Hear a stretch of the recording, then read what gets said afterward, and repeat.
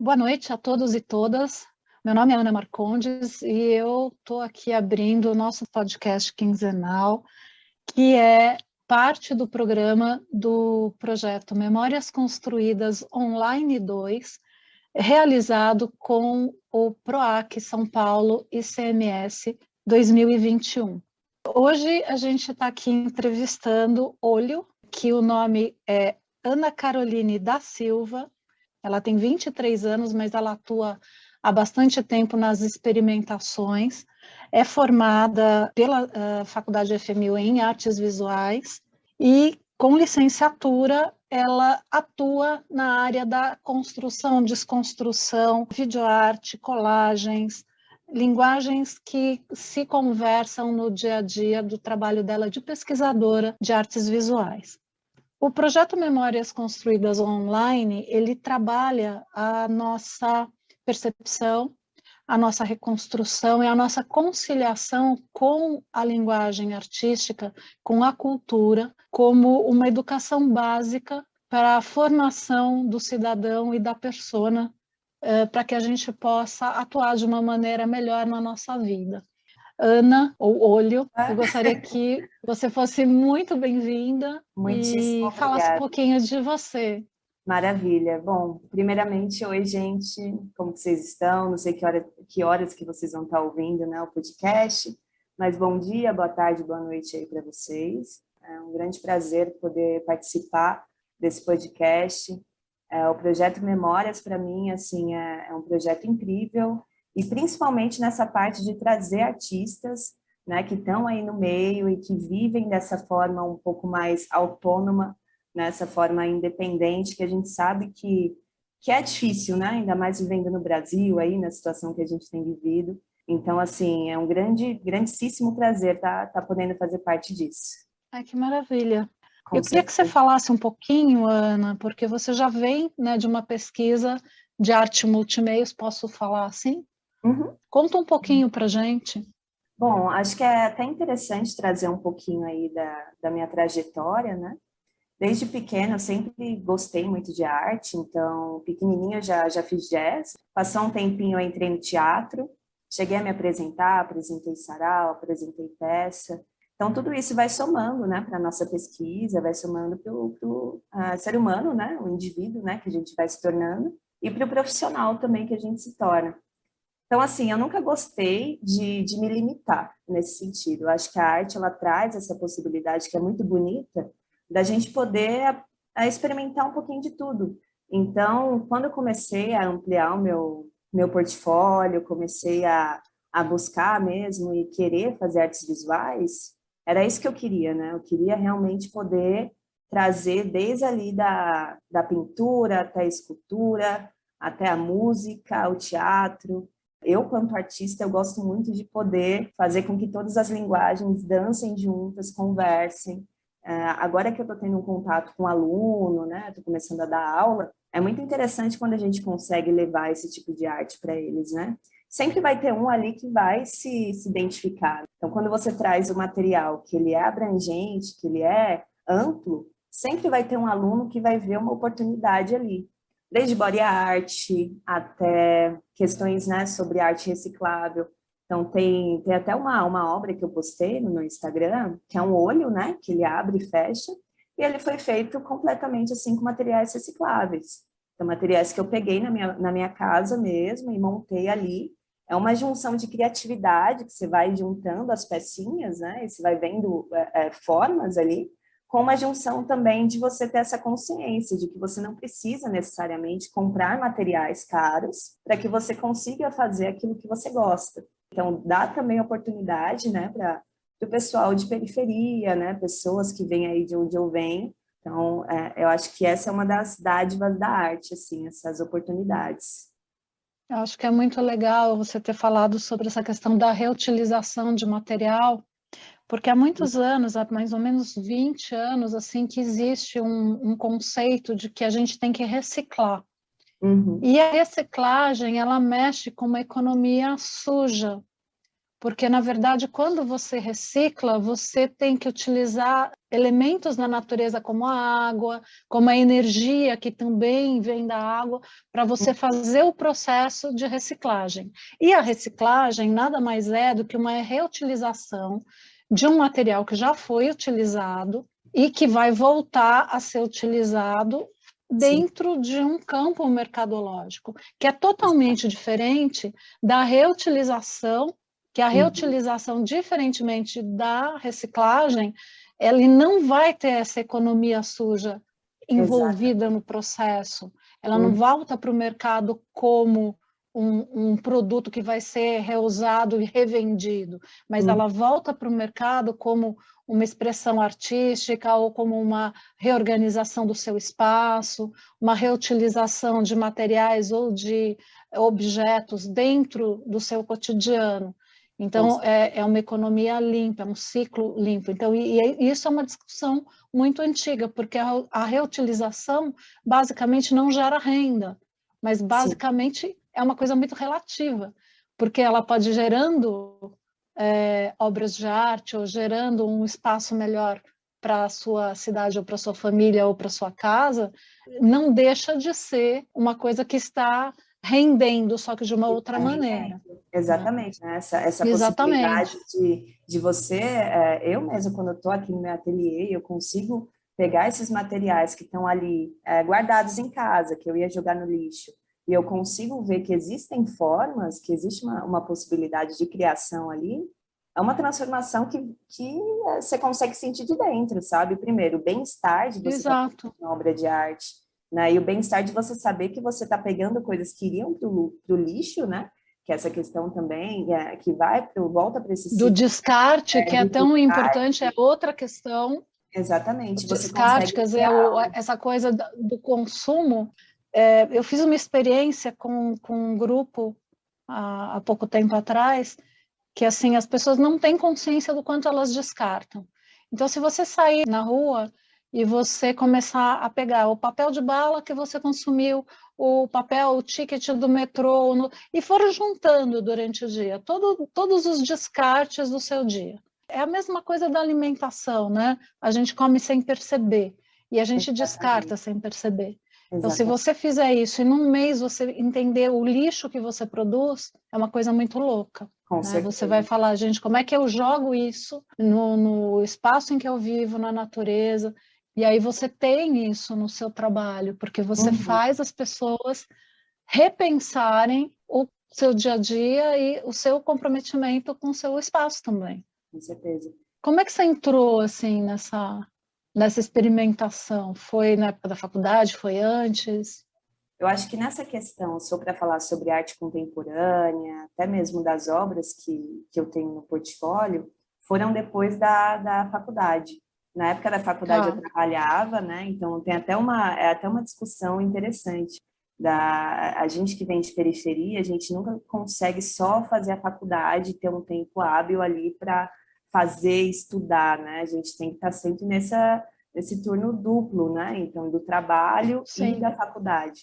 E aí eu só consegui realmente dar vazão para essa expressão e ter um tempo melhor para fazer assim que eu finalizei a faculdade. E aí entrou muito de cara com a pandemia, então esse momento de ficar em casa, de você ter que estar ali, né, na tua própria presença, na presença das pessoas com quem você mora, e no meio daquele desespero que a gente estava, cresceu assim dentro de mim uma necessidade de expressar muito grande. E aí foi a partir disso que eu criei o Olho Arte, que é até um perfil que existe ainda também, que foi quando eu comecei a fazer o body art, que já era algo que eu gostava muito. Para quem está ouvindo e não sabe o que é body art, nada mais é do que uma pintura, uma expressão feita no corpo mesmo, né? Então, body art tem várias vertentes, tanto com a tinta, quanto com própria colagem mesmo no corpo, com outras ferramentas também. E ali eu comecei a fazer essas pinturas corporais e foi uma forma muito legal de poder estar ali me expressando e também poder juntar, somar a arte com as pessoas que eu morava. Então, na época que eu morava, eu era casada, né? Então, eu morava com meu ex-marido e até ele mesmo entrava muito nessa pegada, né? Eu pintava ele, a gente tirava foto, existia todo aquele momento de de se expressar e de sentir aquela situação, sabe? E aí, depois disso, as coisas foram acontecendo, foi quando eu consegui também passar no edital para fazer o curta, que é um curta que eu produzi, e aí as coisas meio que foram caminhando. Eu queria falar sobre isso também, porque você teve um curta premiado, né, no edital da SPCine, um prêmio dentro do seu percurso, o curta chama Números, não é isso? Isso, Fala exatamente. um pouquinho do curta. O que acontece, né? Eu estava em casa, né? Só que eu nunca deixei de ir atrás das oportunidades, então estava sempre muito bem ligada nas coisas. E aí aconteceu de aparecer esse edital. Eu entrei, fiz todos os processos lá, e eles escolheram, se eu não me engano, na época, 300 participantes lá do edital para que a gente pudesse produzir um curta. E esse curta deveria refletir sobre esse momento de pandemia, então ele deveria, logicamente, ser feito em casa, com as ferramentas que a gente tinha, ou se a gente quisesse alugar também, e aí trazer essa reflexão sobre qual era o seu olhar sobre a pandemia. E aí foi quando eu decidi fazer o curta Números. Então, o curta, ele traz muito essa reflexão sobre esse lugar que eu moro, né? Eu moro aqui há mais de 12 anos, então eu tenho uma história aqui onde eu moro. Então, de muito ver, de muito observar as injustiças sociais, de muito observar a situação triste e até mesmo refletir sobre, mesmo morando dentro de uma favela, existem níveis. Isso é muito louco. Então, desde a pessoa que mora num barraco, até uma pessoa que mora dentro de uma casa, porém dentro da favela, até uma pessoa que é viciada, né, que é dependente química. E o Números, ele traz essa questão de realmente abrange todos esses setores, todos esses níveis precários mesmo, e traz essa questão também do auxílio emergencial, né? Então, eu quis trazer todas essas questões, essa bagagem mesmo de quem mora na periferia nesse momento de pandemia, que não pôde parar, que teve que continuar trabalhando, né? Então, essa luta pela sobrevivência mesmo, a gente já luta pela sobrevivência sem o vírus. Com o vírus, é essa luta de, olha, eu tô indo trabalhar para poder comprar o pão, só que eu não sei se eu vou voltar para casa. Então, assim, eu quis trazer como o próprio governo e a sociedade enxerga as pessoas que moram em periferia como números mesmo. Exato. Você ligava a TV e você via as pessoas, né? Hoje morreram mais de 10 mil pessoas. Aí você ligava no dia seguinte, hoje mais de 1.500 pessoas testaram positivo. Então, assim, o que esses números significam para a gente, quanto sociedade? Quem são essas pessoas? Então, acho que foi para trazer mesmo essa reflexão e um grito mesmo, né? Acho que um grito de resistência, por ser uma artista visual aqui dentro dessa periferia, e também um grito de resistência das pessoas que moram aqui, né? Que tiveram que continuar uma vida aparentemente normal, mesmo num cenário apocalíptico, né? Então, assim, eu nunca tinha feito um curta, então foi a primeira vez que eu produzi algo do tipo. Então, toda essa questão de gravar e de poder estar ali, tendo esse momento de criação da poesia, né? A poesia autoral, é um vídeo poesia, né? Acho que é interessante falar também. E foi muito interessante poder realmente ver no final, né, o resultado, inclusive 2 amigos maravilhosos, né, da produtora Pug Life, que fizeram a edição. Lógico, né, eu sou uma pessoa muito perfeccionista, então eu vi o resultado, a gente sempre fica olhando e fica, ai, faltou isso aqui. Mas você vê que você conseguiu montar uma mensagem e que essa mensagem foi enviada e que as pessoas estão assistindo e estão sacando, para mim é algo inesquecível. Acho que eu nunca vou esquecer desse processo completo, assim. Que legal. Não, eu acho que assim, você não só ressignifica, né, pensamentos no Números, como você coloca também uma inquietação que de toda essa configuração social que a gente tem vivido e vivenciado nesse país, sem chance real, na verdade, de fazer qualquer tipo de mudança, porque eu também como produtora, eu vejo muito isso, a gente faz parte de uma conversa, graças a Deus a gente ainda tem esses editais, isso foi uma das coisas que a gente comentou em alguns podcasts também. Eu acho que o papel social nesse momento é fazer com que a cidade crie novas políticas, crie novos pensamentos, crie novas frentes de verbas que venham para pessoas que trabalham com educação cultural e com produção cultural. Com certeza. Queria que você falasse também dessa questão da observação ligada com a expansão. Eu acho que eu sempre fui uma pessoa muito observadora, desde muito pequena. Eu sou a filha mais nova, quase me tornei uma filha única, assim, porque minha irmã mais do meio tem 12 anos de diferença. Então, eu fui crescendo sozinha, porque minhas irmãs se casaram, tiveram filhos. Então, eu morei sozinha com a minha mãe por muito tempo. E eu sempre fui uma criança muito na minha, assim, minha mãe também tinha uma questão de ser mais super protetora, por ter que estar trabalhando sempre, né? Então, eu me tornei muito essa criança de ficar em casa sozinha, observando as coisas e observando os adultos, estava sempre perto de muito adulto. Então, acho que essa questão do observar sempre esteve muito presente na minha vivência. Então, o que seria essa observação e expansão, né? É a observação do todo. Então, desde você observar o que existe fora, no outro, na vida, na sociedade, que tem muito a ver com tudo que a gente falou aqui até agora. E eu acho que o principal é se observar. Então, muito do que eu faço, do que eu produzo, vem muito dessa auto-observação. Como eu me sinto quando eu estou perto das pessoas, como eu me sinto quando eu estou sozinha.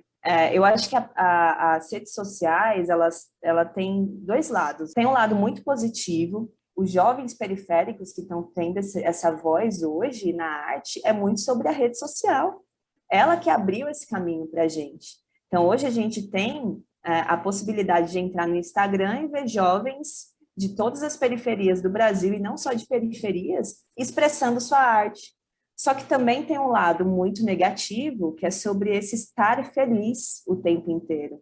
Então, nas redes sociais, a gente não vê ninguém triste, a gente não vê ninguém com ódio, a gente não vê ninguém sendo um ser humano de verdade. Tanto que na faculdade, a gente teve uma matéria que discutia muito sobre como a gente performa em rede social, cria um personagem, né? Se a gente vivesse num Big Brother, a gente também estaria performando. Porque a partir do momento que você sabe que você está sendo observado, você muda.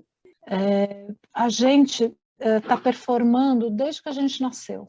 Por quê? Porque você vem para um processo de aculturação, de linguagem, que você tem que se enquadrar. Exato. A gente não entra no mundo e pode fazer o que quer. A gente passa a nossa existência tentando se enquadrar. Num grupo, na linguagem, na família, no trabalho. E o seu ambiente interno, se ele não tiver uma arte para se expressar como ele realmente é, a gente vira mais um número desse universo da Matrix que você mostrou. O papel da arte é fundamental para qualquer pessoa. Exatamente. Inclusive, o que você disse complementa muito essa questão que eu estou comentando. Porque a gente é influenciado pelas pessoas o tempo inteiro, né? Não falo isso como sim. ai, meu Deus, olha as pessoas que estão influenciando. Então, assim, eu já vi muita gente se afastar de mim, ou pessoas também olharem assim de um jeito meio torto, porque eu estou sempre questionando as coisas, né? Eu estou sempre, gente, mas espera aí, né? Principalmente em trabalho, né? Porque o trabalho é muito sobre essa questão de se você não se questiona e não questiona, às vezes você é jogado lá para baixo, as pessoas começam a fazer de você o que elas querem. Então, essa coisa de você questionar tanto a si mesmo quanto a sociedade, as pessoas com quem você convive, é muito importante. E para algumas pessoas, logicamente, pode ser um defeito, para mim, na verdade, é uma grande qualidade. Eu acho que a gente tem uma coisa bem encaminhada na vida, né? Que é o não conformismo. Né? Então, hoje eu acho que a pandemia, com todos os problemas, ela trouxe para as pessoas criativas, para as pessoas incomodadas, uma força muito grande. E a gente vai poder ver muitas mudanças a partir, acho que de agora, porque a vida ficou meio híbrida, né? A gente não vai mais largar o que a gente conquistou. Eu acho que a arte vai ter um salto muito grande. O ser humano tem essa capacidade de se adaptar que a gente às vezes subestima, né? Mas dependendo da situação que a gente está ali, quem poderia imaginar, né? Há 3, 5 anos atrás que a gente ia passar por isso que a gente passou. Mas é uma coisa muito, muito louca mesmo, a gente ter esse boom, né? Como se fosse um Big Bang de criatividade do jeito que foi, porque podia ter sido uma coisa totalmente diferente. Verdade. é muito sobre um antes, né? Um antes da pandemia e um pós-pandemia, né? A forma como a gente Sim. reinventou as relações, a gente meio que se torna um ser humano diferente, completamente diferente. Não digo nem melhor, mas também não digo pior.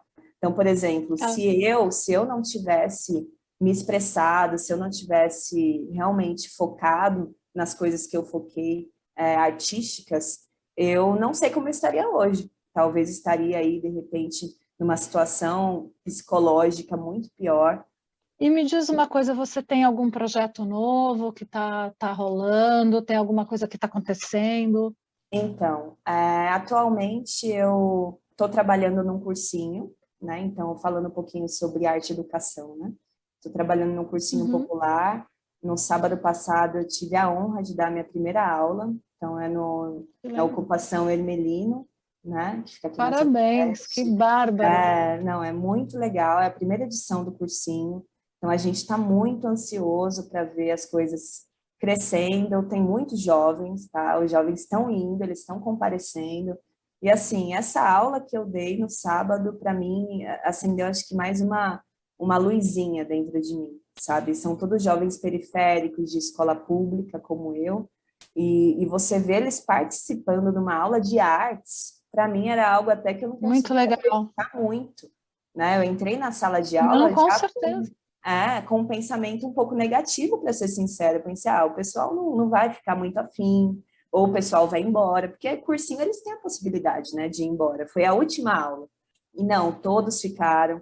E aí, quando a gente foi falar sobre arte contemporânea, todos falaram, todos deram opinião. E assim, opiniões que Bárbaro. fogem muito do que a gente espera, né? Então, por exemplo, é normal que a gente ouça coisas do tipo, se é para fazer isso daqui, eu faço em casa, ou isso daqui na arte, e tudo bem, né? Esse tipo de comentário, esse tipo de coisa, a gente entende por quê. É uma falta de bagagem artística que é uma deficiência do Brasil mesmo, né? Da educacional, não é culpa das pessoas. Sim. E aí, você perguntar isso para jovens, né? Que ainda estão, muitos ainda estavam na escola, sobre o que eles achavam sobre arte contemporânea, e você ouvir respostas do tipo: isso é expressão do sentimento, os rabiscos, a forma ali daquele quadro abstrato, é como ele se sente por dentro. Eu ouvi isso, eu fiquei passada, sabe? Porque não era o que eu imaginava ouvir. E aí acende ali uma luzinha de que a educação vale a pena, de que a arte e a Vale. educação vale a pena. E aí, tirando essa questão do cursinho popular, eu vou começar a dar aula também no estado. Então, estou muito feliz, vou iniciar aí em breve.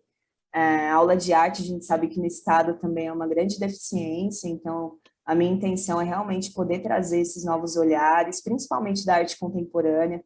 Eu tenho tido aí um vislumbre do quão importante é trazer a arte contemporânea e abstrata para a periferia. E tirando isso, tem indo para o lado de arte visual mesmo, né?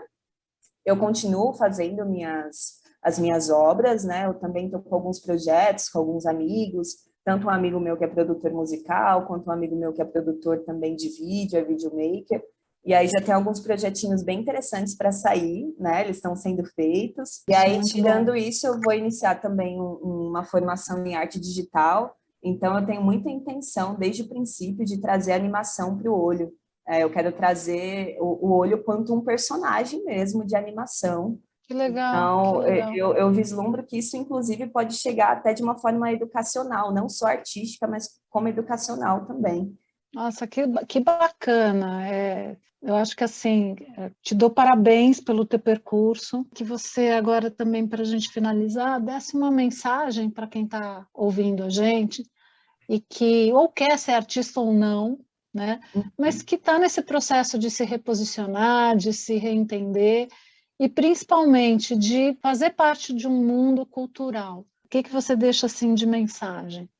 Bom, primeiramente, venha o quanto antes, viver, estar no meio da arte é muito bom. Se a sua intenção é trabalhar com arte, o meu conselho, assim, sendo uma mulher periférica que está trabalhando, assim, resistindo aí dia após dia, não desista, Até porque, vou falar para você, sendo bem sincera, se é o que você ama, você pode sim se formar em engenharia, não estou falando sobre a profissão engenharia, pelo amor de Deus, gente.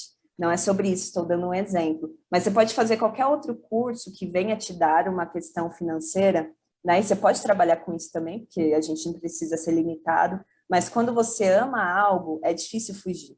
Continue observando as coisas, continue observando como se fosse a primeira vez, né? Acho que tem uma frase que eu gosto muito de falar, que é ter olhos de primeira vez. Se observa também, observa o que você quer, o que você gosta, se você está mal, o porquê você está mal, se você está bem, o porquê você está bem. Se observar também é arte. Então é isso, gente. Realmente queria agradecer milhões de vezes, Ana, pelo convite. O projeto Memórias é um projeto que eu admiro muito. Eu espero que cresça e cresça e cresça e cresça, porque dá grandes oportunidades para pessoas como eu terem mais acesso à arte, terem mais acesso a essa forma de se expressar, que é uma forma tão bonita, né? Eu acho que a palavra certa é acesso, e o quanto isso é importante. Acesso. Então, eu queria agradecer muito por estar participando desse podcast. Vou continuar ouvindo os outros e espero que cresça e floresça e evolua muito, muito, muito, de verdade. Ana, super obrigada pela sua participação, pela oportunidade que você está dando para o nosso público de estar te ouvindo. Muito obrigada a vocês que estão nos ouvindo. Até o próximo podcast aqui do Memórias Online